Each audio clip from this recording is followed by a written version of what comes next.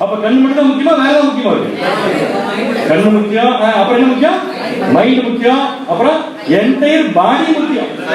அப்ப ஒரு ஓட்டப்பந்தயத்துல ஓடுறவனுக்கு கால் மட்டும் தான் முக்கியம் சொல்லி நினைச்சோம்னா ஏமாந்துருவோம். ஓட்டப்பந்தயத்துல ஓடுறவனுக்கு எல்லாத்துலயும் எப்படி இருக்கணும்? அந்த இச்சையாக்குறது செல்ஃப் கண்ட்ரோல். புரியுது உங்களுக்கு? ஒருவேளை ஓட்டப்பந்தயத்துல ஓட நினைக்கிற ஒருத்தர் நல்லா எக்ஸசைஸ் பண்ணி டெய்லி 4 கிலோமீட்டர் ஓடி ஓடி பழகிறார், ஓட்டப்பந்தயத்துல கலந்துருக்காரு, 5-6 கிலோமீட்டர் சர்வசாதாரணமா ஓடுறாரு, நல்லா ஸ்பீடா ஓடுறாரு, கட்டாயமா ஜெயிச்சுவார் நம்பிக்கை இருக்கு. ஆனா டெய்லி பிராக்டிஸ் போயிட்டு பந்தயத்துக்கு முன்னாடி டெய்லி பிராக்டிஸ் போயிட்டு வந்து டெய்லி வந்து வீட்டுல உட்கார்ந்து ஆகாத சாப்பாட்டை போல சாப்பிடுறாரு. ஆகாத சாப்பாடு என்னது நமக்கு தெரிஞ்சு? சிக்கன் பிரியாணி, மட்டன் பிரியாணி, ஃபுல்லா நைட் உட்கார்ந்து பிரியாணி, ஐஸ்கிரீம், இந்த டைமுக்கு போயிட்டு ஐஸ்கிரீம், பிரியாணி, சில்லி சிக்கன் ஃபுல்லா எண்ணெய் சாப்பிடுறாரு. ஓடுற வரைக்கும் இருப்பாரு, அது விஷயம். பட் ஓட்டப்பந்தயத்துல போய் இருந்தாருன்னா அவரால் என்ன பண்ண முடியாது? ஜெயிக்க முடியாது. சோ ஒரு ஃபார்முலா, ஓட்டப்பந்தய வீரருக்கு எல்லாவற்றிலும் நிச்சயமா இருக்கிறதுக்கு ஜங்க் ஃபுட் சாப்பிடக்கூடாது. ஜங்க் ஃபுட் தெரியுமா? Waste food. வேஸ்ட் ஃபுட் தெரியுமா? நம்ம சாப்பிடுற எல்லாமே என்ன ஃபுட்? வேஸ்ட் ஃபுட் தான். ரோட்ல போய் வாங்கி சாப்பிடுறோம்ல, எல்லாமே தான் வேஸ்ட் ஃபுட் தான். இத சாப்பிட்டானா அவன் பாடி முழுக்க வீக் ஆயிடும், நாட் கால். அவன் பாடி முழுக்க வீக் ஆயிடும். இப்ப தேவனுடைய திருச்சபை பிள்ளைகளுக்கு இந்த உதாரணத்தை ஏன் வந்து பவுல் சொல்றாரு பாத்தீங்கன்னா, அதே மாதிரி தான் ஜங்க் தாட்ஸ் வந்துச்சுன்னா, ஜங்க் தாட்ஸ், ஆகாத சிந்தனைகள் உள்ள வந்துச்சுன்னா அது எதை வீக் பண்ணிடும்? மைண்ட் வீக் பண்ணிடும். மைண்ட் வீக்கா போச்சுன்னா அது எப்படி பாடியை கண்ட்ரோல் பண்ணும்? மைண்ட் வீக்கா போச்சுன்னா பாடி என்ன பண்ணாது? கண்ட்ரோல் பண்ணாது. வீக்கான மைண்ட் பாடியை கண்ட்ரோல் பண்ணாது, பாடியை வீக் பண்ணும். அப்படி வீக் பண்ணா என்ன ஆயிடும்? நம்ம தோத்துவோம். ஓட்டப்பந்தய வீரருக்கு கிடைக்கக்கூடிய பரிசும் நாம ஓடி வாங்கக்கூடிய பரிசும் ஒன்னா வேற வேறையா? படிச்சிருக்காங்க வசந்தம். பந்தயத்திற்கு போராடின யாவரும் எல்லாவற்றிலேயும் நிச்சயடக்கமாய் இருப்பார்கள். எல்லாவற்றிலும் எப்படி இருப்பாங்க? நிச்சயடக்கமாய் இருப்பார்கள். அவர்கள் அழிவுள்ள கிரீடத்தை பெறும்படிக்கு அப்படி செய்கிறார்கள். என்ன கிரீடம் நமக்கு கிடைக்கிறது? அழிவுள்ள கிரீடம். நமக்கு என்ன கிரீடம் கிடைப்பது? நாம அழிவில்லாத கிரீடத்தை பெறும்படிக்கு அப்படி செய்கிறோம். அப்ப நம்ம எதை ஸ்ட்ராங்கா வச்சுக்கணும்? எதை ஸ்ட்ராங்கா வச்சுக்கணும்? மைண்ட் இல்லையா? அப்ப கோயம்புத்தூர்லயே மைண்ட ஸ்ட்ராங்கா வச்சுக்கிறது யாருக்கு வாய்ப்பு இருக்கு? பாரு, நமக்கு கிடைச்சிருக்கு. ஏன் என்ன கிடைச்சிருக்கு? நமக்கு வசனம் கிடைச்சிருக்கு, கேரக்டர் கிடைச்சிருக்கு, கேரக்டர் டெவலப்மெண்ட் கிடைச்சிருக்கு. சோ நம்ம எதை ஸ்ட்ராங்கா வச்சுக்கலாம்? மைண்ட ஸ்ட்ராங்கா வச்சுக்கலாம். இப்ப சொல்லுங்க, ஒரு 100 கிலோ வெயிட் தூக்குற ஒரு பலசாலி, 100 கிலோ வெயிட்ட பார்த்தாலே உளுந்து போற ஒருத்தர், 2 பேரை நிக்க வச்சு 2 பேர்ல யார் பலசாலின்னு கேட்டா நம்ம யார் பலசாலின்னு சொல்லுவோம்? யார் 100 கிலோ தூக்குறாங்களோ அவங்க தான். கரெக்ட், சரியானது. யார் 100 கிலோ தூக்குறாங்களோ அவங்க தான் சொல்லுவோம் இல்லையா? அதே சமயத்துல மைண்ட் ஒருத்தர் கண்ட்ரோல் வச்சிருக்காரு, மைண்ட் ஒருத்தர் கண்ட்ரோல் வச்சிருக்காரு. ஏன் வந்து இப்படி பாக்கீங்க? நீங்க தான் வேற யாரும் இல்ல, மைண்ட் ஒருத்தர் கண்ட்ரோல் வச்சிருக்காரு. அவரால் 100 கிலோ தூக்க முடியாது. ஆனா ஒருத்தர் 100 கிலோ தூக்க முடியும், அவர் கண்டதையும் பண்ணிட்டு இருக்காரு. இப்ப யார் பலசாலி? எப்படி? 100 கிலோ தூக்குறவர் தான் பலசாலி. 100 கிலோவை கொஞ்சம் முயற்சி பண்ணா தூக்கிடலாம் கொஞ்ச நாள்ல. ஆனா மைண்ட கண்ட்ரோல் பண்றதுக்கு எல்லாராலையும். சோ நம்மளை பொறுத்த வரைக்கும் உலகத்துல யார் பெரிய பலசாலின்னு சொல்லி கேட்டா நீதிமொழிகள் 16ஆம் அதிகாரம் 32ஆம் வசனம். நீதிமொழிகள் 16ஆம் அதிகாரம் 32ஆம் வசனம். பலவானை பார்க்கிலும் நீடிய சாந்தம் உள்ளவன் உத்தமன். நீடிய சாந்தம் உள்ளவன் உத்தமன். அடுத்தது, பட்டணத்தை பிடிக்கிறவனை பார்க்கிலும் தன் மனதை அடக்குகிறவன் உத்தமன். எதை அடக்குகிறவன்? மனதை அடக்குகிறவன் எப்படிப்பட்டவனாமா? உத்தமனாமா. அடுத்தது நீதிமொழிகள் 25-28. நீதிமொழிகள் 25ஆம் அதிகாரம் 28ஆம் வசனம். தன் ஆவியை அடக்காத மனுஷன் மதிலிருந்த பாழான பட்டணம் போல் இருக்கிறான். எப்படி பண்ணமா? பாழான மதிலிருந்த பட்டணத்தை போல். அப்ப ஒரு பட்டணத்தை இடிக்கிறத விட மனசை கண்ட்ரோல் பண்றதுக்கு பெருசு. ஒரு பட்டணத்தை இடிக்கிறத விட மனசை கண்ட்ரோல் பண்றதுங்கிறது ரொம்ப பெரிய விஷயம். பைபிள்ல நிறைய கேரக்டர்ஸ் மனதை அடக்கி ஜெயிச்சிருக்காங்க, அவங்கதான் பலசாலிகள். அதே பைபிள்ல நம்ம கண் முன்னாடி தேவன் வச்சிருக்கிற கேரக்டர்ஸ் நிறைய பேரு உடம்புல பலம் இருந்து கூட மனசை கண்ட்ரோல் பண்ண முடியாதனால அவங்க கிடைச்ச வாய்ப்பை அவங்க விட்டு இழந்திருக்காங்க. இது ரெண்டு நம்ம பார்ப்போம். சரிங்களா? சோ யார் பலசாலிகள்? பணம் வச்சிருக்கவங்க. மனசை கண்ட்ரோல் பண்றவங்க தான் பலசாலி. அப்படின்னா மனசை கண்ட்ரோல் பண்ற பலசாலிக்கு செல்ஃப் கண்ட்ரோல் இருக்குன்னு அர்த்தம். செல்ஃப் கண்ட்ரோல் இருக்குன்னு அர்த்தம். இப்ப அடுத்த கேள்வி, செல்ஃப் கண்ட்ரோலுக்கும் அன்புக்கும் சம்பந்தம் இல்லை. அப்ப செல்ஃப் கண்ட்ரோல் என்னன்னு பார்த்தோம். பார்த்தோமா பாக்கல? சொல்லுங்க. நீங்க பார்த்தோம் சொல்றது எனக்கு தெரியுது. ஓ, அங்க வசந்த அப்படியே படிச்சு சொல்லுங்க.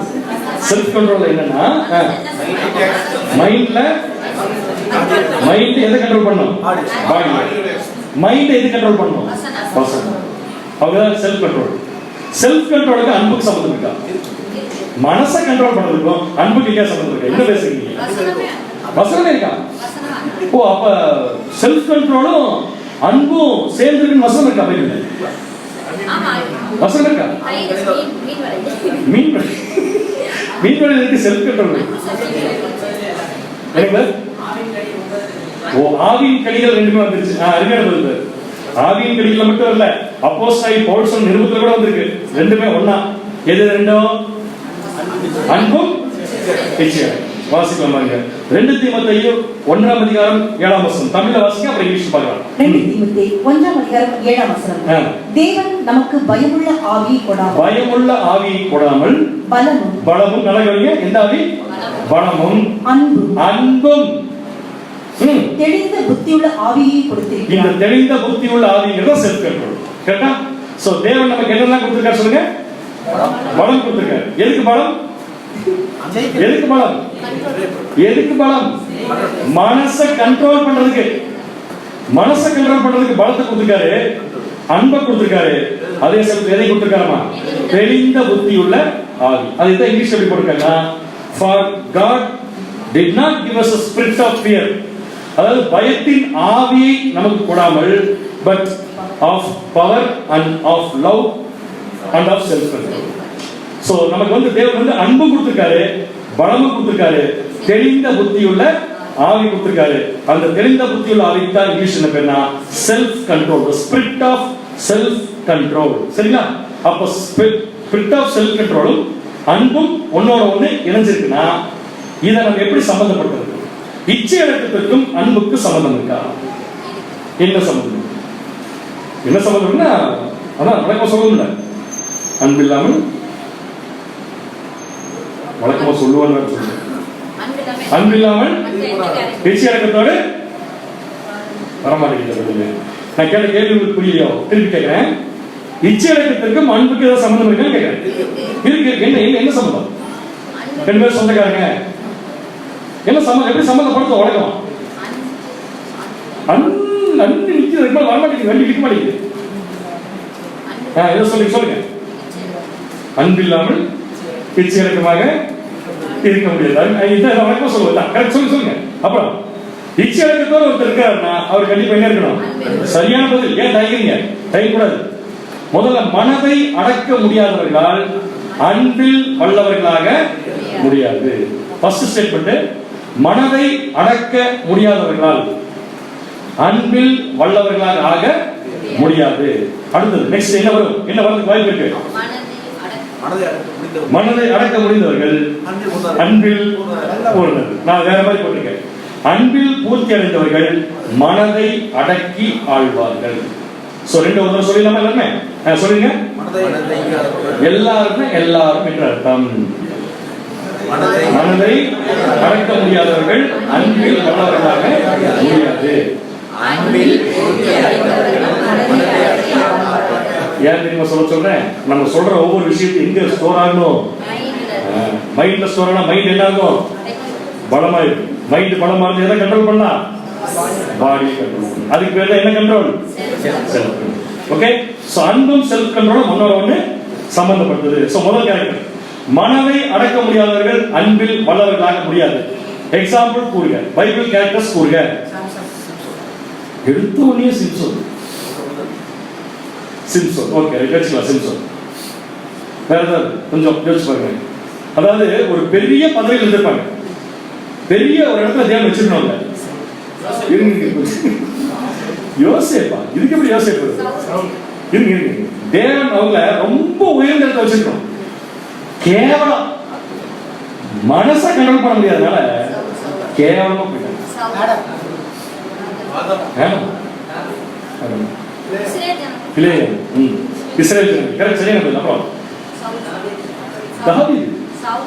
தாவீது கீழே போல, சவுல் போல.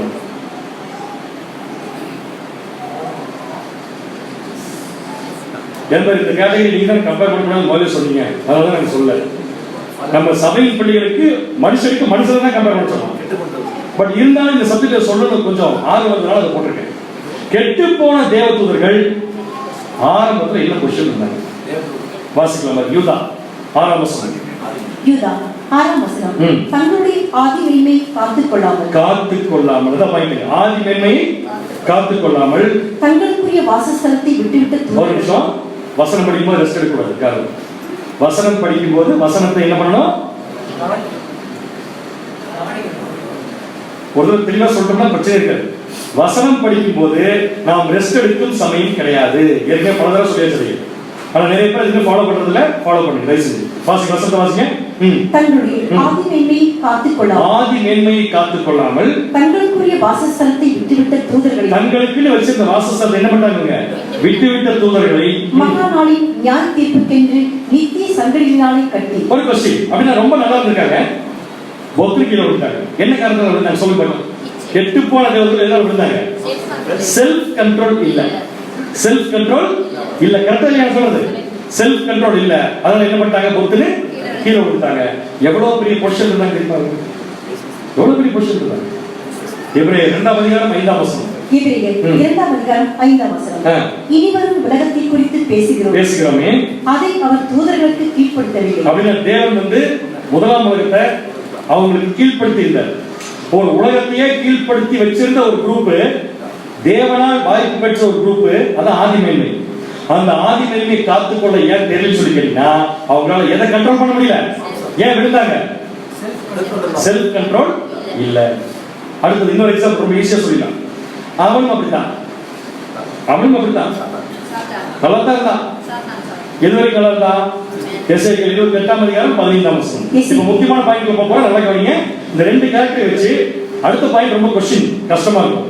ரெண்டு நல்லா கவனிங்க. ஒன்னு கெட்டு போன தேவதூதர்கள், அடுத்து யாருங்க? சாத்தான். வாசிங்க எசேக்கியேல் 28ஆம் அதிகாரம் 15ஆம் வசனம். 28ஆம் அதிகாரம் 15ஆம் வசனம். நீ சிருஷ்டிக்கப்பட்ட நாள் துவங்கி உன்னில் அநியாயம் கண்டுபிடிக்கப்பட்டது மட்டும் உன் வழிகளில் குறையற்றி இருந்தார். உன் வழிகளில் எப்படி இருந்த? குறையற்றி இருந்தார். அப்ப இது நமக்கு நல்லா தெரியும்.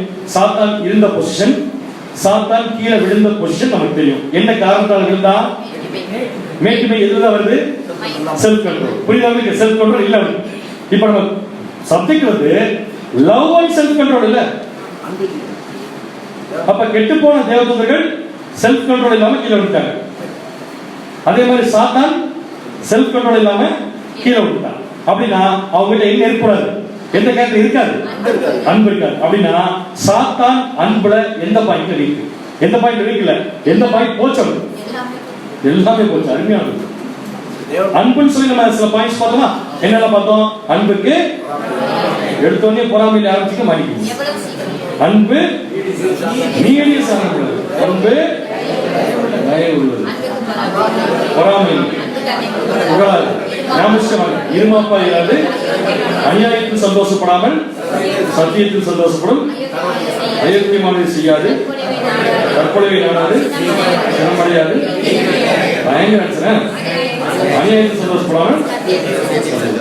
இதுல எந்த பாயிண்ட்ல சாத்தான் எல்லாத்தையும் ஓட்டா? எல்லாமே எனக்கு தெரியும். நான் போட்டிருக்கிறது கரெக்டா வந்து பாத்தீங்களா? அவனுக்கு கம்பேரிசன் தான் பிரச்சனை. அவனுக்கு வந்து அவ்வளவு பெரிய பொசிஷன் இருந்த விழுந்தது காரணம் கேட்டீங்கன்னா, தன் உடன் சகோதரன், நம்முடைய உடன் சகோதரன் செய்யும் மூலியம் தேவனால் நம்மை காட்டிலும் அதிகமாக அங்கீகரிக்கப்படும் போது அதை பார்த்து குறை கூறி காயப்பட்டு கோவப்பட்டான். கரெக்டா? யார் அவனுக்கு போட்டியாளர் நினைச்சான்? நம்முடைய ஆண்டவராகிய இயேசு. புரியுது அவனுக்கு? அப்ப இயேசு கிறிஸ்து பார்த்து அந்த எண்ணம் வந்த உடனே அவன் எதுல வீக் ஆயிட்டான்? அன்பளை வீக்கானா. அன்பளை வீக்கான உடனே செல்ஃப் என்ன பண்ண முடியல? கண்ட்ரோல் பண்ண முடியல. ஆட்டோமேட்டிக் என்ன ஆயிட்டானா? கீழே விழுந்தான். அப்ப செல்ஃப் கண்ட்ரோலுக்கும் அன்புக்கு சம்பந்தம் இருக்கா இல்லையா? இருக்கு. அடுத்த character self control versus love. அன்பு இருந்தா செல்ஃப் கண்ட்ரோலா இருக்கும். செல்ஃப் கண்ட்ரோலா இருந்தா கண்டிப்பா அன்பு இருக்கும். இப்ப நம்ம நெகட்டிவ் கேரக்டர் பார்த்துருக்கோம். செல்ஃப் கண்ட்ரோல் இல்ல, அவங்க கிட்ட அன்பு இருக்காது. அந்த மாதிரி இன்னொரு கேரக்டர் பைபிள்ல நான் இவ்வளவு நேரம் நம்ம பார்த்து வந்து மனுஷங்க இல்லாத ரெண்டு விஷயம், தூதர்களை பார்த்தோம். அடுத்தது மனுஷங்களுக்குள்ளே வந்துடலாம். செல்ஃப் கண்ட்ரோல் இல்லாத ரெண்டு பேர் ஒருத்தர் சொல்லி பார்க்கலாம். நல்ல பசி, பசியோட கரெக்டா ஏன் ஞாபகம்? ஏன்னா அங்க பிரச்சனை ஆசை வந்து சாப்பாடு கரெக்டா. யார் கிட்ட சாப்பாடு வாங்க வந்தாங்க? ஏசா யாக்கோபு கிட்ட கூழ கேட்டார். கரெக்டா, கூழ கேட்டுக்கலாம்ல. கூழ கேட்டார். எப்படி கேட்டாரு? அந்த கூழ எனக்கு கொடு. ஏற்கனவே யாக்கோபுக்கு எது மேல ஒரு விருப்பம்? சேஷ்ட புத்திர பாத்து இல்ல, அப்பா அம்மாவை பாத்துக்கணுங்கிற ஆசை. அப்பா அம்மாவை பாத்துக்கணுங்கிற ஆசை வச்சிருக்கிற யாக்கோபு அப்பா அம்மாவை பாத்துக்கிறதுக்கு இடைஞ்சலா இருக்கான்னு தெரிஞ்சுட்டு செல்ஃப் கண்ட்ரோல் இல்ல, இதுல அவர் தவறல. அப்பா அம்மாவை தன் கண்ட்ரோல்ல வச்சுக்கிறதுக்காக அண்ணன் வந்து கரெக்டா கூட கேட்கறப்ப எதை கேட்டாரு? சேஷ்ட புத்திரம். இப்ப அண்ணன் ஸ்ட்ராங்கா இருந்திருந்தா, செல்ஃப் கண்ட்ரோலா இருந்திருந்தா கண்டிப்பா கூட வேணும். ஏன்? கேவலம் இந்த கூழுக்காக அப்பா அம்மா விட்டு கொடுக்கறது அப்படின்னு கேட்டு போறா இல்லையா? அப்ப எந்த விஷயத்துல நம்ம செல்ஃப் கண்ட்ரோல் இல்லையோ அந்த விஷயம் நம்ம என்ன ஆக்கிறோம்? அடிமையாக்கிறோம். அப்ப கூழுக்கு யார் அடிமை? ஏசா அடிமை. ஆட்டோமேட்டிக் அங்க அன்பு அவுட் செல்ஃப் கண்ட்ரோல் அவுட். புரியுது உங்களுக்கு இதெல்லாம்? சோ பைபிள் கேரக்டர்ஸ் எல்லாமே செல்ஃப் கண்ட்ரோல் இல்லாம போய்க்காங்க, கண்டிப்பா அவங்க என்ன இருக்காது? அன்பு டெஃபரண்டா இருக்காது. வாசிக்கலாம் ஆதியாகமம் 25ஆம் அதிகாரம் 32 33. ஆதியாகமம் 25ஆம் அதிகாரம் 32 33 வசனங்கள். அதற்கு ஏசா, இதோ நான் சாக போகிறேன். நீங்களே நியாயத்தை சொல்லுங்க அன்பான சகோதர சகோதரிகளே, கூழ் குடிக்கலைன்னா செத்து போயிடுமா? கூழ் குடிச்சாதான் செத்து போயிடும் சொல்லுங்க. அது வேற கேரக்டர், அதை பத்தி நான் பேசுறது. ஒரு வேலை கூழ் கிடைக்கலைன்னா செத்து போயிடுமா கேட்கிறேன். அப்படின்னு என்ன அர்த்தம்? அவருக்கு கூழ் தான் இல்ல, வயிறு தான். சோ வயிறு தான் வந்துச்சுனாலே அப்ப வயிறு பசிய மைண்டால என்ன பண்ண முடியல? கண்ட்ரோல் பண்ண முடியல. கூழ வாங்கி குடிச்சிட்டு எதை விட்டு போட்டாரு? அப்பா அம்மாவை பார்த்துக்கிற வாய்ப்பு விட்டு. வாசிங்க.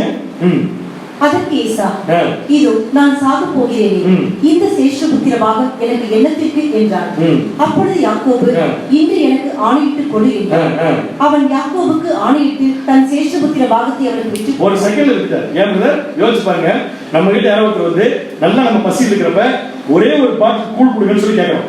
அதுக்கு அவர் கேட்கிறாரு 15 கிலோ நகை கூட கேட்கிறாரு. கொடுத்துருமா? 15 கிலோ நகை கொடுன்னு சொல்லி கொடுத்துருமா? ஏன்? இது வேல்யூ கம்மி. அப்ப சேஷ்டபுத்திரமாக எவ்வளவு பெரிய வேல்யூ? அந்த வேல்யூ இந்த வேல்யூக்கு மேல இருக்கு. ஏன்னா அன்பு அங்க விஷயம். நம்ம கூட இந்த மாதிரி தவறும் போதெல்லாம் நமக்கு எது குறைவா இருக்குன்னு சொல்லி பாத்தீங்கன்னா அன்பு தான். புரியுது உங்களுக்கு? சோ நம்ம பலசாலிகளா இருக்கோம்னா நம்ம கிட்ட என்ன இருக்கணும்?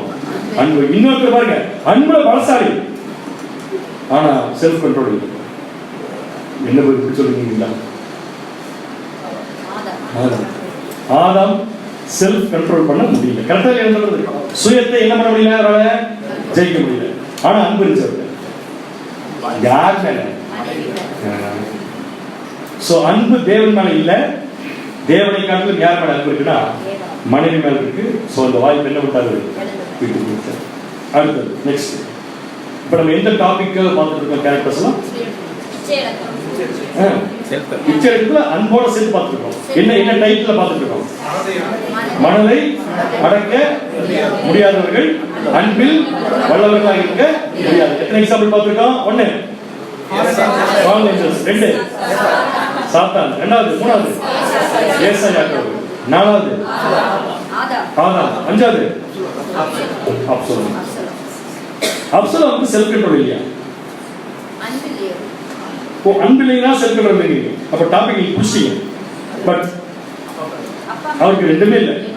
அதை கண்டுபிடிச்சிடலாம். எப்படி தெரியுங்களா? அவருக்கு ஒரு ஆசை வந்தாலே எதுக்கு அர்த்தம்? செல்ஃப் கண்ட்ரோல் இல்லை. அவருக்கு என்ன ஆசை? பதவிக்கு வரணும். என்ன ஆசை? பதவிக்கு வரணும். பதவிக்கு வரணுங்கிற ஆசை எப்படி அழகா செயல்படுத்துறாருன்னா, ராஜாவை பார்க்க நியாயம் விசாரிக்கிறதுக்காக ராஜா கிட்ட போயிட்டு இருக்கிற ஆட்கள் பூரா அழகா அப்படி வளைச்சு அவர் முடிக்க போறாரு. வாசிக்கலாம் 2 சாமுவேல் 15ஆம் அதிகாரம் 2-3 வசனங்கள். 2 சாமுவேல் வசனம் படிக்கும்போது என்ன பண்ணணும்? கவனிக்கணும். 15ஆம் அதிகாரம் 2-3 வசனங்கள். மேலும் அப்சலோம் காலைதோறும் எழுந்திருந்து டெய்லி காலையில எழுந்திருச்சு பட்டணத்து வாசலுக்கு போகிற வழி ஓரத்தில் நின்று கொண்டு, நம்ம எல்லாம் காலையில எழுந்திருச்சு என்ன பண்ணணும் சொல்லுங்க? ஜெபம் பண்ணணும்னு சொல்லுங்க. எல்லா வீட்டுக்கு நாளைக்கு வந்து காலையில எழுந்திருச்சு ஜெபம் தான் பண்ணீங்கன்னு பாக்குறேன். ஜெபம் பண்ணலாம் எதுக்குமா? அந்த பொருள் மட்டும் காலையில எழுந்திருச்சு கண்ணில் படவே கூடாதுன்னு ஜெபம் பண்ணலாம். எந்த பொருள்? எல்லாரும் பயங்கரமான பரிசுத்தவான்கள் இருக்கு. செல்போன்.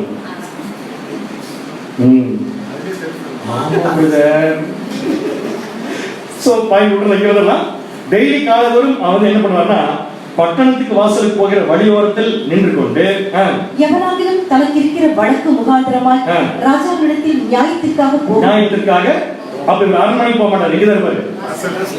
வழியருகே இருப்பாரு. சோ வழியருகே ராஜாக்கு போற வழியில பார்த்து அவனை அழைத்து நீ எந்த ஊரான் என்று கேட்பான். பாப்பா நீ எந்த ஊர்னு சொல்லி கேட்பான். அவர் என்ன பண்ணுவாரு? பரவாயில்ல ஏதோ ஹெல்ப் பண்ணாருன்னு நினைச்சு எந்த ஊர்னு சொல்லுவார். அவன் உமது அடியான் இஸ்ரவேல் கோத்திரங்களில் ஒன்று கடுத்த இந்த ஊரான் என்றால் அவர் வந்து இஸ்ரேல் ஜனங்களை ஒருத்தர் சொல்லிட்டார். ஏன்னா மத்த ஊருக்கு ராஜா முடியாது. சோ இஸ்ரேல் ஜனங்கள் யாரோ ஒருத்தர் இருந்தா மட்டும்தான் என்ன பண்ணுவார்னா அப்போது அப்சலோம் அவனை நோக்கி இதோ உன் காரியம் நேர்மையும் நியாயமாய் நீ சொல்றதுதான் கரெக்ட். என்ன கரெக்ட்? என்ன சொல்ல மாட்டேங்கிறீங்க? அப்சலோம் என்ன சொல்லுவாரமா? நியாயம் விசாரிக்க போறான். ஒரு பிரச்சனை எடுத்து போறாரு. பஞ்சாயத்துக்கு போறாரு. உன் பஞ்சாயத்து வந்து கேட்கிறாரு. அதுக்கு ஒரு விளக்கம் சொல்றாரு. உடனே சொல்றாரு உன் சைடு தான் நியாயம் இருக்கு. உன் சைடு தான் நியாயம் இருக்கு. நீ தான் கரெக்ட்னு சொன்னா அது ஒருவேளை அப்சலமா கூட இருக்கலாம். நம்ம தயாராக இருக்கு. அடுத்தது ஆனாலும் ராஜாவிடத்திலே உன் காரியத்தை விசாரிப்பார் ஒருவரும் இல்லை. என்ன சொல்றாரு அப்சலோம்? என்ன சொல்றாரு தெரியுமா? இந்த பாருப்பா இந்த வழக்கை நீ கொண்டு போனீங்கன்னா அங்க விசாரிச்சு சொல்ற அளவுக்கு சரியான ஆட்கள் அந்த அளவுக்கு ஞானம் வந்து இவர் பெரிய ஞானம் நிக்கிறதே வாசல் முடியல. அப்ப இவருக்கு என்ன பிரச்சனை? பதவி ஆசை. வந்த உடனே அந்த பதவியை பிடிக்கிறதுக்கு அவர் என்ன பண்றாரு பாத்தீங்கன்னா போற ஜனங்களை பூரா போட்டு கன்வின்ஸ் பண்றாரு. அப்படி கன்வின்ஸ் பண்ணிட்டு அந்த ஜனங்கள் என்ன சொல்லுவாரமா? 4ஆம் வசனம் 2 சாமுவேல் 15ஆம் அதிகாரம் 4ஆம் வசனம். பின்னும் அப்சலோம் வழக்கு வியாஜ்யம் உள்ளவர்கள் எல்லாரும் என்னிடத்தில் வந்து நான் அவர்களுக்கு நியாயம் செய்யும்படிக்கு என்னை தேசத்திலே நியாயாதிபதியாக வைத்தால் நலமாய் இருக்கும் என்பார். நோக்கம் என்ன? தான் ஒரு நியாயாதிபதியா மாறும், தான் ஒரு ராஜாவா மாறுகிற எண்ணம். சோ இப்படி ஒரு எண்ணம் வந்துச்சுனாலே அவருக்கு மைண்ட் பாடி ரெண்டுமே என்ன இல்ல கண்ட்ரோல்ல இல்லைங்கிறத சரியானது இல்லையா? சோ யாருக்கு எதிராக அதை பண்ணிட்டு இருக்காரு? யாருக்கு எதிராக? அப்பாவுக்கு எதிராக இல்லையா? அப்பாவுக்கு எதிராக ஒரு கூட்டத்தை ரெடி பண்றதுக்கு நீங்க கன்வின்ஸ் பண்றது மட்டும் இல்ல, என்ன பண்றாரு பாத்தீங்கன்னா முத்தவர் கொடுக்கணும். 5ஆம் வசனம் 5ஆம் வசனம் 2 சாமுவேல் 15ஆம் அதிகாரம் 5ஆம் வசனம். எவனாவது ஒருவன் அவனை வணங்க வரும்போது அவன் தன் கையை நீட்டி அவனை தழுவி முத்தம் செய்வான். அவனை தழுவி என்ன பண்ணுவார்? முத்தம் செய்யறாரு. பரவாயில்ல நமக்கு அப்படின்னு சொல்லிட்டு அவர் நல்லவர் நினைக்க வாய்ப்பு இல்ல. ஆனா நிறைய பேர் என்ன பண்ணிருப்பாங்க? ஏமாந்துருப்பாங்க. இப்ப அப்சலோம் கிட்ட என்ன கேரக்டர் இல்ல? செல்ஃப் கண்ட்ரோல் இல்ல. அவருக்கு எது மேல ஆசை வந்துருச்சு பாரு, பதவி மேல ஆசை வந்துருச்சு. அவருக்கு அன்பிலையும் ப்ரூவ் பண்ண முடியுமா? அப்பாவுக்கு எதிராக பண்றது அன்பு இல்ல. கரெக்ட். இன்னும் அன்பை பத்தி நம்ம படிச்ச விஷயங்கள்ல எந்த பாயிண்ட் இவருக்கு அகைன்ஸ்டா இருக்கு? இவர் செய்யற காரியத்துக்கு அகைன்ஸ்டா இருக்கு. அன்புக்கு அன்பு நீடிய சாந்தம் உள்ளது, அன்பு தயவு உள்ளது, உள்ளபோது அன்பு பொறாமை இல்லை, அன்பு தன்னை புகழாது, இருமப்பாயிராது. Okay okay okay. இவருக்கு எந்த பாயிண்ட் சூட் பண்ணலாம் கேட்க? அன்பு தன்னை புகழாது. இவர் என்ன பண்றாரு? ராஜா கிட்ட நியாய விசாரிக்க போறவங்க கூட கூப்பிட்டு உன் வழக்க சொல்லுன்னு சொல்லி கேட்டு இந்த வழக்கை தீர்த்து வைக்கிறதுக்கு அங்க யாருக்குமே ஞானம் இல்ல, எனக்கு இருக்குனால இவர் யாரை உயர்த்திதான் இருக்காரு? கண்ண உயர்த்தி என்ன கேட்கிற பொதுமை பார்க்கணுமா? சோ அப்சலோமும் இதுக்கு ஒரு எக்ஸாம்பிள்ங்கிறத நம்ம தெளிவா படிச்சுக்கலாம். சோ ஃபர்ஸ்ட் பாயிண்ட் செல்ஃப் கண்ட்ரோல்னா என்னன்னு பார்த்தோம். அடுத்தது செல்ஃப் கண்ட்ரோலுக்கும் அன்புக்கும் இருக்கிற தொடர்பை பார்த்தோம். அதுல 2 விளக்கங்கள் கண்டுபிடிச்சோம். ஒண்ணு, மனசு அடக்க முடியாதவர்களால அன்பில் வல்லவர்களாக இருக்க முடியாது. அதுக்கு எக்ஸாம்பிள்ஸ் பார்த்தோம். யார் யார் பார்த்தோம்? ஆதாம் பார்த்தோம், ஏவாள் பார்த்தோம், அப்புறம் ஏசா பார்த்தோம், அப்புறம் சாத்தான் கெட்டு போன தேவதூதர்கள், அப்சலோம் எல்லாம் வந்து. ஸோ இதெல்லாம் கேரக்டர்ஸ்னா இவ்வளவுதான் நினைச்சுக்கோன்னா நிறைய இருக்கு. நம்ம பைபிள் இந்த மாதிரி படிச்சு பார்த்தா நமக்கு அது அண்டர்ஸ்டாண்ட் ஆகும். சரிங்களா? அடுத்த டாபிக் போலாமா? அடுத்த டாபிக் என்ன? அன்பில் அன்பில் அன்பில் அன்பில் பூர்த்தி அடையாதவர்கள் மனதை அடக்கி ஆழ்வார்கள். பூர்த்தி அடைந்தவர்கள், அன்பில் பூர்த்தி அடைந்த, அன்புல சேச்சுரேட் ஆயிட்டான்னு வச்சுக்கோங்க, அவங்களால ஈஸியா மைண்டை கண்ட்ரோல், மைண்ட் இல்ல மைண்ட் பாடி ரெண்டையுமே கண்ட்ரோல் பண்ணணும். ஒருத்தர் அன்புல ஸ்ட்ராங்கா இருக்காருன்னா அவரால் கண்டிப்பா மைண்டையும் பாடியும் கண்ட்ரோல் பண்ண முடியும். சொல்ற தலைப்பு உங்களுக்கு புரிஞ்சா இன்னொரு சொல்லிடுறீங்களா? சொல்லுங்க. என்னை பார்த்து அன்பில் ஒருத்தருக்கு அன்பு ஃபுல்லா இருக்குன்னா அவரால் கண்டிப்பா செல்ஃப் கண்ட்ரோலா இருக்க முடியும். எக்ஸாம்பிள் போன வாரம் சொல்லிட்டு யோசிப்பு இருக்கு, அவர் எல்லா கேரக்டரும் சொல்றாரு. கொஞ்சம் வித்தியாசம் வச்சு பாருங்க. சாமியல் கொஞ்சம் எடுத்து கொடுக்குறாரு. தாவீது, சவுல். இது யாரை பத்தி படிக்க போற நீங்க நினைக்கிறீங்க? தாவீது சந்தேகம், எனக்கு பாசிட்டிவ் கேரக்டர். இப்ப தாவீத பல முறை சவுல் கொல்ல ட்ரை பண்ணார். பரம எதிரி, ஆனா வெளியே காமிச்சல. அந்த எதிரி ஏன் அந்த தன்மை வந்துச்சு காட்டா அதுக்கு செல்ஃப் கண்ட்ரோல் இல்ல. யாருக்கும் சவுலுக்கு இல்ல. இப்ப சவுல் விட்டுறலாம், தாவீது பண்ணலாம். தாவீத சவுல் பல முறை கொலை பண்ண ட்ரை பண்ணாரு, நடக்கல. ஒரு டைம் தாவீதுக்கு சான்ஸ் கிடைக்குது. தெரியுங்களா? தாவீதுக்கு சான்ஸ் கிடைக்குது. கிடைக்கும் போது தாவீது செல்ஃப கண்ட்ரோல் பண்ணதுனாலதான் அவரை கொல்லல. ஆனா சவுலுக்கு பயம் வந்துக்கிறதுக்காக அவருடைய வஸ்திர தொகை என்ன பண்ணாரு? கட் பண்ணி எடுத்து வந்தார். வந்துட்டு சவுல் கிட்ட போய், சவுல் எத்தனை முறை நீ கொலை பண்ண ட்ரை பண்ணிருக்கீங்க, ஆனா சான்ஸ் கிடைச்சு கூட உங்களை நான் கொல்ல. ஏன் கொல்ல தெரியுமா? நீங்க உங்களை தேவன் அபிஷேகம் பண்ணீங்க. இந்த பாயிண்ட் பாருங்க இருக்குது. 1 சாமுவேல் 24 அதிகாரம் 6ஆம் வசனம். 1 சாமுவேல் 24 அதிகாரம் 6ஆம் வசனம். அவன் தன் மனுஷரை பார்த்து, கர்த்தர் அபிஷேகம் பண்ணின என் ஆண்டவன் மேல் என் கையை போடும்படியான இப்படிப்பட்ட காரியத்தை நான் செய்யாத, நான் செல்ஃப் கண்ட்ரோல், நான் செய்யாதபடிக்கு கர்த்தர் என்னை காப்பாராக, அவர் கர்த்தரால் அபிஷேகம் பண்ணப்பட்டவர் என்று. அப்ப என்ன பாயிண்ட் நல்ல கிளியரா வந்துச்சு பாத்தீங்கன்னா, கர்த்தர் என்னை காப்பாத்திருக்கார். எதுல இருந்து? உன்னை கொல்லாம இருக்கு. சான்ஸ் கிடைச்சோ நான் ஏன் உன்னை கொல்லினா, என் மைண்ட் சொல்லுது அது தப்பு. என் எதிர்தான் நீ, நீயே பல முறை கொலை பண்ண ட்ரை பண்ணிருக்க. ஆனா உன்னை கொலை பண்றதுக்கு சான்ஸ் கிடைக்கிறப்ப நான் கண்ட்ரோல் பண்ணுறேன். அதான் செல்ஃப் கண்ட்ரோல். கண்ட்ரோல் பண்றா? இப்படி செல்ஃப் கண்ட்ரோல் பண்ணதுனால என்ன பிரயோஜனம்? தாவீது என்ன பிரயோஜனம் கேட்டேன்? என்ன பிரயோஜனம் தெரியுமா? இந்த நியூஸ் நேரா சவுலுக்கு போகுது, உன்னை என்னைக்கோ கொன்றுப்பான் தாவீது, ஆனா உன்னை கொல்லல. இந்த நியூஸ் நேரா சவுலுக்கு போனோடனே சவுல் தாவீது கூப்பிட்டு பேசினார் பாருங்க ஒரு பேச்சு. இதுதான் ஒரு மனுஷனுடைய மனசை மாற்ற பக்குவம். எப்படி மாறினா தெரியுமா? சவுல் கத்தி எடுத்து குத்த வந்த சவுல் தாவீதை பார்த்து என்ன பேசுறாருன்னா, 1 சாமுவேல் 24 அதிகாரம் 17, 18, 19 வசனம் படிக்கும் போது என்ன பண்ணோம்? 1 சாமுவேல் 24 அதிகாரம் 17ஆம் வசனம் முதல், தாவீதை பார்த்து, நீ என்னை பார்க்கிலும் நீதிமான். இந்த வார்த்தையை சொல்ல முடியுமா? எப்படி சொல்ல முடியும்? சொல்லுங்க பிரதர், நீ என்னோட நீதிமான் வருதா? நமக்கு என்ன கொலை பண்ணி சுத்திக்கிறோம் இல்லையே. ஆனா ஒரு சான்ஸ் கிடைச்சு அந்த வாய்ப்பை கண்ட்ரோலா தன்னை வச்சுக்கிறதுனால இப்ப எதிரி சொல்றான் பார்த்துட்டு, நீ என்னை பார்த்து நீதிமான். இப்படித்தான் எதிரி திருத்தம். அவன் குத்திட்டாங்க நம்ம வயலோட புத்தகம் எது போயிடும்? அன்பு போயிடும். ஆனா எதிரி திருத்தலாம். எப்படின்னா அன்பு காமிச்சே கொள்ளணும். அதான் பண்ணிருக்காரு தாவீது. நீ என்னை பார்க்கிலும் நீதிமான். நீ எனக்கு நன்மை செய்தாய். நீ எனக்கு என்ன செஞ்ச? நன்மை செஞ்ச. நானும் உனக்கு தீமை செய்தேன். அப்ப அவர் செஞ்சது பூரா அவருக்கு தப்புங்கிற விஷயத்தை தாவீது பெரிய விஷயம். அது நெக்ஸ்ட், நீ எனக்கு நன்மை செய்ததை இன்று விளங்க பண்ணினாய். எனக்கு நல்ல விளங்க வச்சார். கர்த்தர் என்னை உன் கையில் ஒப்பு கொடுத்திருந்தது, நீ என்னை கொன்று போடவில்லை. ஒருவர் தன் மாற்றானை கண்டுபிடித்தால் அவனை சுகமே போக விடுவானோ? விடுவானா? விட மாட்டான். இன்று நீ எனக்கு செய்த நன்மைக்காக கர்த்தர் உனக்கு நன்மை செய்வாராக. என்ன சொல்லி முடிச்சாருன்னா, இது வரைக்கும் சபிச்சவரு எனக்கு நீ செஞ்ச நன்மைக்கு கர்த்தர் உனக்கு என்ன பண்ணுவாரு, நன்மை செய்வார். அடுத்த வருஷம் என்ன இருக்குன்னா, நீ தான் இனிமேல் ராஜா. அவர் ராஜாவாகிறது ராஜாவாகிறது அவர் கொண்டுட்டாரு, அதிகமாக கொண்டுட்டாரு சொல்லி ஜனங்க பாருங்க.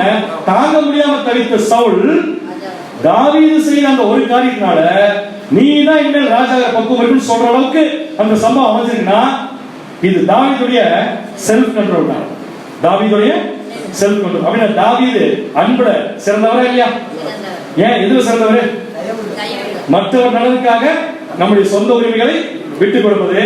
அடுத்து கீழே கீழே தீங்கு நினையாது. நமக்கு தீமை செய்தவர்களை மரியாதையாக நடத்துவது, அதான் செல்ஃப் கண்ட்ரோல். அடுத்தது பகையை மனசுக்குள் ஒழிச்சு வைக்காம இருந்துச்சா தாவீதுக்கு? இல்ல, ஒழித்து வைக்காமல் பகையை தீய நோக்கத்துக்காக என்ன பண்ணல, பயன்படுத்தல. சவுல் உட்கார்ந்து அநியாயமா பிளான் போட்டு தாவீதை கொல்ல நினைச்சாரு. தாவீது சத்தியத்தில் சந்தோஷப்படுறாரு. அவர் அநியாயத்தில் சந்தோஷப்பட்டாரு, இவர் எதை சந்தோஷப்படுறாரு? சத்தியத்தில் சந்தோஷப்படுறாரு. ஒரு கேரக்டருடைய பவர் என்னன்னு தெரியுது உங்களுக்கு? ஒரு கேரக்டருடைய பவர். நம்ம மட்டும் நம்மளை கண்ட்ரோல் பண்ணா இந்த உலகத்தையே மாத்திக்கலாம். Yes or no? Yes, but okay. சரி, புதிய ஏற்பாடு சொல்லலாம். செல்ஃப் கண்ட்ரோல், அதை பத்தி புரியுற மாதிரி புதிய ஏற்பாடு பேசுது. அப்போஸ்தலனாகிய பவுல் செல்ஃப் கண்ட்ரோல் பண்ணாரா இல்லையா? பண்ணாரா இல்லையா? பண்ண முடியாம கஷ்டப்பட்டது இல்லையா? கஷ்டப்பட்ட சொல்லிட்டாரு, கஷ்டப்படுறாங்க சொல்லிட்டாரு. பாசிங்க ரோமர் 7ஆம் அதிகாரம் 23-24. ரோமர் 7ஆம் அதிகாரம் 23-24 வசனங்கள். ஆகிலும் என் மனதின் பிரமாணத்திற்கு விரோதமாய் போராடுகிற வேறொரு பிரமாணத்தை என் அவயவங்களில் இருக்க காண்கிறேன். அதாவது பாடி ஒன்று சொல்லுது, மைண்ட் வேற ஒன்று சொல்லுது. ஏன்னா மைண்ட் என்ன இருக்கு? வசனம். மைண்ட்ல இருக்கிற வசனம் இப்படி செய்ய சொல்லுது, பாடி அதுக்கு கோஆபரேட் பண்ண மாட்டேங்குது. அப்ப எதை கண்ட்ரோல் பண்ண முடியல? செல்ஃப் கண்ட்ரோல் பண்ண முடியல, பாடியை கண்ட்ரோல் பண்ண முடியல. அதுதான் சொல்றாரு, என் மனதின் பிரமாணத்துக்கு விரோதமாய் போராடுகிற வேறொரு பிரமாணத்தை என் அவயவங்களில் இருக்க காண்கிறேன். அது என் அவயவங்களில் உண்டாயிருக்கிற பாவ பிரமாணத்துக்கு என்னை சிறையாக்கிக் கொள்ளும். நான் அரெஸ்ட் ஆயிட்டேன் அதுகிட்ட மைண்ட் பலம் பத்தல அப்படின்னு சொல்லிட்டாரு ஓப்பனா. அடுத்த மைண்ட் நிர்பந்தமான மனுஷன். நம்ம எல்லாருமே இந்த வார்த்தை சொல்றோம். என்ன மனுஷன்? நிர்பந்தமான மனுஷன் நான். இந்த மரண சரீரத்திலிருந்து யார் என்னை விடுதலையாக்குவார்? இந்த மரண சரீரத்திலிருந்து அப்படின்னு எப்ப செத்து போவேன்னு கேட்கறதுமா? இல்ல, இது உட்கார்ந்துக்கு வரை உள்ள ஒரு செல்ஃப், அதை கண்ட்ரோல் பண்ண முடியல. அது எப்ப கொள்றது செல்ஃப் அப்படின்னு சொல்லி அப்போஸ்தலனாகிய பவுல் சொல்றாரு. அப்படின்னா அப்போஸ்தலனாகிய பவுலுடைய வாழ்க்கை போற என்னன்னா போராட்டம் தான். எதுக்கு போராட்டம்? மைண்டுக்கும் ஆக்ஷன்ஸுக்கும் போராட்டம். அதனால கடைசியா முடிக்கிறப்ப என்ன சொல்லி முடிச்சாரு? போராடி முடித்தேன், நல்ல போராட்டத்தை போராடி முடித்தேன், ஓட்டத்தை முடித்தேன், விசுவாசத்தை நல்ல. அடுத்து தேவன் வந்து ஒருவர் கேட்டார். இப்ப நம்ம கிட்ட தேவன் வந்து உங்களுக்கு என்ன வேணும் சொல்லுங்க சொல்லி கேட்டார். நல்ல ஆபீஸ் போனா எந்த வேலையும் லீவு கொடுக்கணும், ஜீவன் வேணும், அதை கொடுத்துருக்காரு. தேவன் நம்ம கிட்ட வந்து உங்களுக்கு என்ன வேணுமோ கிடைக்கும் தரேன்னு சொல்லி கேட்டா நம்ம தேவத்தை நினைக்கிறோம். உண்மையை சொல்லுங்க. பரவாயில்ல வாய்ப்பு, சரி பரவாயில்ல சொல்லிட்டாரு, எனக்கு பரவாயில்ல வாய்ப்பு, வேலை திருப்பி ஒரு இன்னொரு பரவாயில்ல வருது, ஒரு தடவை தான். அப்ப தேவன் வந்து எது கேட்டாலும் என்ன கேட்கறது நமக்கு தெரியல. அது தவறிட்டோம். ஒரு இமேஜினேஷனுக்காக கேட்கிறேன். ஒருவேளை கேட்டாருன்னா என்ன கேட்போம்? உண்மை சொல்லு. நான் எழுதி சொல்றேன். என்ன கேட்போம்? நம்ம கஷ்டப்படாத ஒரு வாழ்க்கை அப்படி இல்லை. பரவாயில்ல, நம்ம கிட்ட ஒண்ணுமே பண்ண முடியாது, ஏதோ கேட்போம். அதே மாதிரி சாலம் மட்டும் கேட்டாரு, தம்பி உனக்கு என்ன வேணும்? 100 kilo gold, 100 kilo 1000 kilo gold என்ன வேணும்? என்ன கேட்டாரு? சான்ஸே இல்லை. இதுதான் ஈஸியாக இருக்கும். Self control.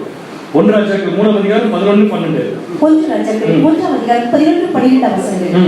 ஆகையினால் தேவன் அவரை நோக்கி, நீ உனக்கு நீடித்த நாட்களை கேளாமலும் கேட்கல, இன்னும் 50 வருஷம் உயிரோடு வாய்ப்பு கொடுங்கன்னு சொல்லி என்ன பண்ணல, கேட்கல. அடுத்தது, ஐஸ்வர்யத்தை கேளாமலும் நிறைய பணம் காசு வேணும்னு சொல்லி கேட்கல. உன் சத்துருக்களின் பிராணனை கேளாமலும் எதுக்கிறவன பூரா கொண்டு போறீங்கன்னு சொல்லி கேட்காமல் நீ இந்த காரியத்தை கேட்டு நியாயம் விசாரிக்கிறதற்கு ஏற்ற ஞானத்தை உனக்கு வேண்டிக் கொள்ள.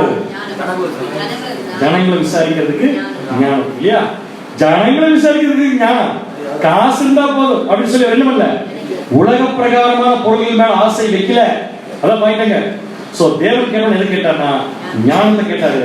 இப்ப தேவன் அதை அப்ரிஷியேட் பண்ணி சொல்றாருன்னா, இந்த மாதிரி ஒரு விஷயத்தை கேட்கறது நீதான் கரெக்டான இருக்கு. உன் வார்த்தைகளின்படி செய்தேன், ஞானமும் உணர்வும் உள்ள இதயத்தை உனக்கு தந்தேன். அப்ப தேவன் வந்து நம்ம என்ன வேணும் கேட்டா என்ன கேட்பீங்க? ஞானமும் உணர்வும் உள்ள இதயத்தை கொடுங்க தேவனே அப்படின்னு சொல்லி அப்படி கேட்டேன். இதிலே உனக்கு சரியானவன் உனக்கு முன் இருந்ததும் இல்லை. இந்த மாதிரி கிட்ட யாருமே இது வரைக்கும் கேட்டதே கிடையாது. உனக்கு முன்னாடி கேட்டதில்ல, உனக்கு சரியானவன் முன்னாடி எழும்புவதும் இல்லை. சரிங்களா பிரதர்? ரைட். ஓகே. சோ இப்ப டாபிக் என்ன? Topic self control. Self control எந்த டாபிக் இருக்கப்ப? அன்பில் வல்லவர்கள், பூர்த்தி அடைந்தவர்கள், மனதை அடக்க முடியும். எத்தனை எக்ஸாம்பிள் பார்த்துக்கோம்? ஒன்று தாவீது, பவுல் பார்த்தோம். அடுத்தது சாலமோன் பார்த்துச்சா? அடுத்தது இன்னொரு கேரக்டர், ரொம்ப இன்ட்ரெஸ்டிங்கான கேரக்டர். நம்ம அவரை பத்தி முன்னாடியே படிச்சிருக்கோம். ரியலி சொல்றேன், அதெல்லாம் செய்யறதுக்கு ஒரு லெவலுக்கு மீறின கண்ட்ரோல் வேணும். யார் தெரியாது? எசேக்கியேல். எசேக்கியேல் 4 அதிகாரம் 4 வசனம். எசேக்கியேல் 4 அதிகாரம் 4 வசனம். சப்ஜெக்ட் ஞாபகம் இருக்கியா? கரெக்டா 7 வருஷத்துக்கு முன்னாடி படிச்ச பாடம் சொல்லுங்க. நீ உன் இடது பக்கமாய் ஒருக்களித்து படுத்து அதின்மேல் இஸ்ரவேல் வம்சத்தாரின் அக்கிரமத்தை சுமத்திக் கொள். நீ அந்த பக்கமாய் ஒருக்களித்திருக்கும் நாட்களின் லக்கத்தின்படியே அவர்களுடைய அக்கிரமத்தை சுமப்பாய். புதுசா உங்களுக்கு மட்டும் விளக்கம் தெரியாது, அதனால சொல்லிடுறேன். எத்தனை நாள் எசேக்கியேல் ஒருக்களித்து படுத்து இருக்க வேண்டும் என்றால், அதாவது என்னன்னா எருசலேமை வரைஞ்சு அதுக்கு ஆப்போசிட்டா கொத்தளங்கள் கட்டுற மாதிரி வச்சு இவரு பக்கத்துல படுத்துக்கணும். இந்த பக்கம் திரும்பி படுக்கிறது 390 நாள், இன்னொரு பக்கம் திரும்பி படுக்கிறது 40 நாள், which is equal to 390 வருஷம் பிளஸ் 40 வருஷம் இஸ்ரேல் ஜனங்கள் மேல் சுமத்தப்பட்டிருக்கிற பாவத்தை அது குறிக்கும். எத்தனை நாள்? 390 பிளஸ் 40 நாள். எத்தனை நாள் டோட்டல் போட்டீங்க? 430 வருஷம். 430 வருஷமா? 430 நாள். 430 நாள் எத்தனை வருஷம்? 430 வருஷம். கணக்கு கேட்கல, வருஷத்துல கன்வெர்ட் பண்ண சொல்றாங்க. ஏறக்குறைய ஒரு 1.25 வருஷம். 1.25 வருஷம் ஒரு இடத்துல படுத்துட்டு சொன்னா படுக்க முடியுது. ஆபீஸ் போகாம என்னை ஒரே இடத்துல படிச்சு சொன்னீங்கன்னா 10 வருஷம் கூட படுத்துருக்க. படிக்கிறது பிரச்சனை இல்ல, திரும்ப கூட அதுவும் பிரச்சனை இல்ல. சாப்பாடு என்ன சாப்பாடுமா? மட்டன் பிரியாணி. 1.25 வருஷம் மட்டன் பிரியாணி, சில்லி சிக்கன் எல்லாம். என்ன தெரியுமா சாப்பாடு? அருமையான உணவு, பிடித்த உணவு. கோதுமை. சொல்லுங்க, எனக்கு சொல்றது கஷ்டமா தான் இருக்கு. கோதுமை, பெரும் பயிர். அது ஏன் பெரும் பயிர்னு தெரியல, சிறு பயிர், திணை, கம்பு, இதான் ஃபுட்டு. எத்தனை வருஷத்துக்கு? 1.25 வருஷம். நீங்க என்ன சாப்பிடலாம் தெரியும். 1.25 வருஷம் திணை, கம்பு, ரொட்டி சுட்டா இல்லைன்னு சொல்ல, என்ன சுட்டா என்ன, அது என்ன சிக்கனா இருக்கும் அதுல. இப்படியே சாப்பிட சொன்னா என்ன ஆகும்? நம்ம தேவனை நான் ஒரு சைடு படுத்துக்கிறேன், இன்னொரு வருஷம் வேணா சேர்த்து படுத்துக்கிறேன். சாப்பிட்றதுக்கு மட்டும் கொஞ்சம் திங்க் பண்ணவே முடியாத விஷயங்கள். தேவன் சொல்றப்ப, ஏன் தேவனே 390 வருஷத்தை 390 நாளா என்னை படுத்து சொல்றீங்க, ஏன்னா 3.9 டேஸா வேணா மாத்திருங்க. எப்படி கேட்கலாம்? 3.9 டேஸ்ல சாப்பிட்டு போவாங்க 3 வேளையும். ஆனா 390 நாள் பிளஸ் 40 நாள் எசேக்கியேல் சாப்பிடுறோம். சரி, இதுல எவ்வளவு சாப்பிடுறோம்? அது வரலாம். இது 1 கிலோ, அது 1 கிலோவா? இது எல்லாம் சேர்த்து எவ்வளவு கிலோ தெரியுமா? எசேக்கியேல் 4ஆம் அதிகாரத்துல வசனம் இருக்கு. நீ சாப்பிடும் போஜனம் நாள் ஒன்றுக்கு 20 சேக்கல் நிறைய இருக்கும். அடுத்த பாயிண்ட், தண்ணீரையும் அளவாய் ஹின் என்னும் படியில் 6வது பங்கை குடிப்பாய். அப்படித்தான் டெய்லி குடிக்கணும். அப்ப டெய்லி பையெல்லாம் எவ்வளவு சாப்பிடணும்? 20 சேக்கல். 20 சேக்கல் சாப்பிடலாமான்னு கேட்டீங்களா? அடுத்து ரெண்டாவது, தண்ணி எவ்வளவு குடிக்கணும்? ஹின்ல 6வது பங்கு. அப்படி எவ்வளவு தானே கேட்குறீங்க? 20 சேக்கல் அப்படின்னா 226 கிராம். 4 கிலோ எத்தனை நாளைக்கு? ஒரு நாளைக்கு 3 வேளை சேர்த்து 4 கிலோ தான் சாப்பிடணும். 4 கிலோ கறி இல்ல, 4 கிலோ தான். அப்போ ஒரு வேளைக்கு எவ்வளவு? 100 கிராம். 100 கிராம் எவ்வளவு இருக்கும்? 75 கிராம். எவ்வளவு இருக்கும்? நம்ம ஒரு வாய்க்கு சாப்பிடுறது ஒரு வருஷம் ஒரு ரொட்டி அளவு. ஒரு ரொட்டியில இருக்கு அவ்வளவுதான். 200 கிராம் ரொட்டி அவ்வளவுதான் சாப்பிடணும். இதுதான் அளவு. தண்ணி எவ்வளவு குடிக்கலாம் ஒரு நாளைக்கு? 0.58 லிட்டர். 1/2 லிட்டர் பாட்டில் அவ்வளவுதான் குடிக்கணும். இப்படியே 430 நாள் சாப்பிட்டா என்ன ஆகணும்? ஒண்ணு மட்டும் தெரியுது, மனுஷனாயிரும். நோ நான்வெஜ், நோ ஆயில், எதுவும் கிடையாது. இந்த ரொட்டி சுடுறதுக்கு யூஸ் பண்ற பொருளை எடுத்து பாத்தீங்கன்னா அதோட கேவலமா இருக்கு. ரொட்டி சுடுறதுக்கு ஃபியூவல் வேணும்ல, அந்த ஃபியூவல் எதோ செய்ய நம்ம படிச்சிருக்காரு. இப்ப வேண்டாம், சொல்ல வேண்டாம், சொன்ன வீட்டுல சாப்பிட முடியாது. அதுதான் செய்யணும். அவ்வளவு தூரம் எசேக்கியேல் ஏன் செஞ்சார்னா, இதை செஞ்சா தேவன் எசேக்கியேலுக்கு ஒரு 25 ஏக்கர் நிலம் கொடுக்குறேன்னு சொல்லுங்க. இல்லையா? எது செஞ்சாரு? ஒண்ணுமே இல்ல, தேவன் சொல்லிட்டாரு, நான் செய்யணும். ஏன் இருக்குங்கிற கேள்வி கேட்க, உன் மனைவிய ஒரே அடியில் எடுக்குவேன், கண்ணுல ஒரு சொல் கண்ணி கூட வருது. எப்படி முடியுது? எப்படி முடியுது? Self control. அப்ப மைண்ட்ல என்ன இருக்கு? தேவனுடைய வசனங்கள், தேவனுடைய வார்த்தைகள். இதே எசேக்கியேல் ஏதோ சாப்பாட்டுக்கோ வேற ஏதோ ஒரு பொருளுக்கோ அடிமையா இருந்தான்னு சொல்ல, கண்டிப்பா சொல்ல அவரால் இந்த வேலைக்கு வரவே முடியாது. எது நம்மளை கண்ட்ரோல் பண்ணுதோ அதுக்கு நம்ம என்ன ஆயிடும்? அடிமை ஆயிடுவோம். அதனாலே நம்ம செத்துவோம். அப்போஸ்தலன் பவுல் இந்த இச்சையடக்கத்தை பத்தி அருமையான விஷயம் சொல்றாரு. எல்லாத்தையும் அனுபவிக்கிறதுக்கு எனக்கு அதிகாரம் இருக்கு, ஆனா ஒன்றுக்கும் நான் அடிமைப்பட மாட்டேன். வாசிக்கலாம். 1 கொரிந்தியர் 6ஆம் அதிகாரம் 12ஆம் வசனம். 1 கொரிந்தியர் 6ஆம் அதிகாரம் 12ஆம் வசனம். எல்லாவற்றையும் அனுபவிக்க எனக்கு அதிகாரம் உண்டு. எல்லாமே என்னால முடியும். என் உடம்புக்கு எந்த பிரச்சனையும் இல்லை, என் மைண்டுக்கு எந்த பிரச்சனையும் இல்லை, எல்லாத்தையும் அனுபவிக்கலாம். அடுத்தது, எல்லாம் தகுதியாகிறார். அதெல்லாம் எனக்கு என்ன இருக்காது, மைண்ட் சொல்லுது, அதெல்லாம் உனக்கு தகுதியாகிறாது. எல்லாவற்றையும் அனுபவிக்க எனக்கு அதிகாரம் உண்டு. ஆகிலும் நான் ஒன்றிற்கும் அடிமைப்பட மாட்டேன். ஒண்ணு கூட நான் என்ன பண்ண மாட்டேன், அடிமைப்பட. ஏதாவது ஒரு வீட்டுக்கு போறோம், நல்லா பசியில் போறோம், இட்லி கொடுக்குறாங்க சாப்பிடுறது, என்ன பண்ணுவீங்க?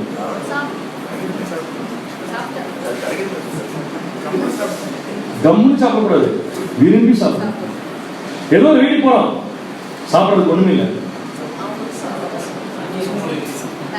அவங்க வெளியே போய் ஹோட்டல் சாப்பிடுவாங்க. உங்களையில ஒர்க் பண்ணுது, தண்ணி வாங்கி குடிக்கணும். தண்ணி மேல என்ன பண்ணுவீங்க? அப்படி என்ன தெரியுமா?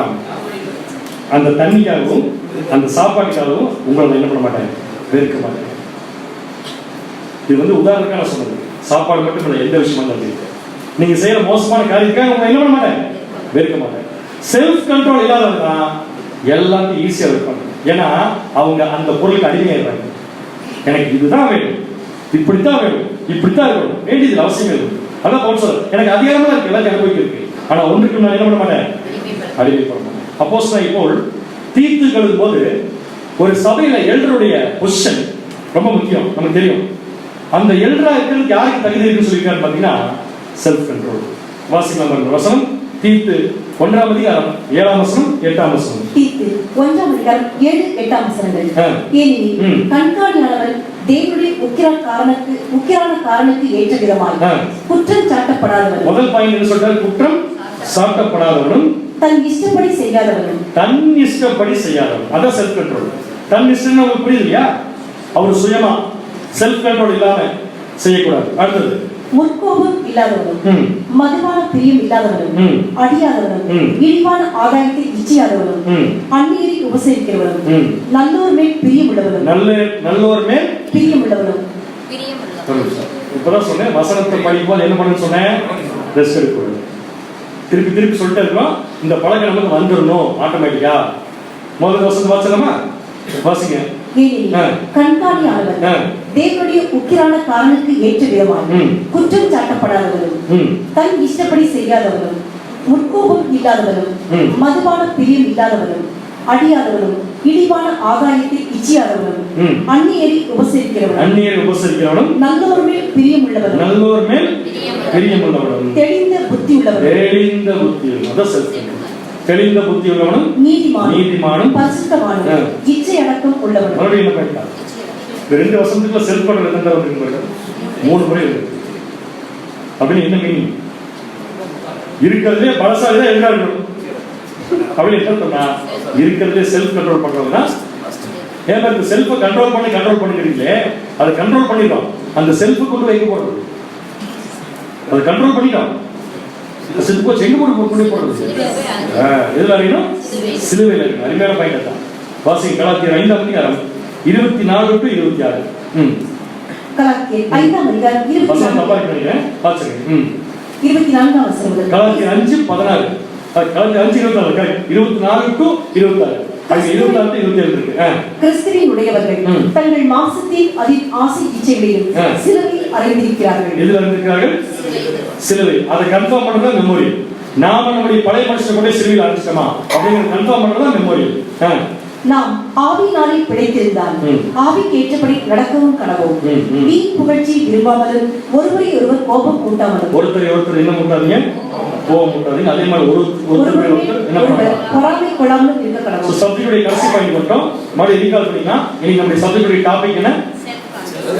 Self control. செல்ஃப் கண்ட்ரோல் என்ன? மைண்ட ஆக்ஷனோட லிங்க் பண்ணி கண்ட்ரோல் பண்ணணும். மைண்ட் எது கண்ட்ரோல் பண்ணணும்? வசனங்கள் கண்ட்ரோல் பண்ணணும். ரைட்.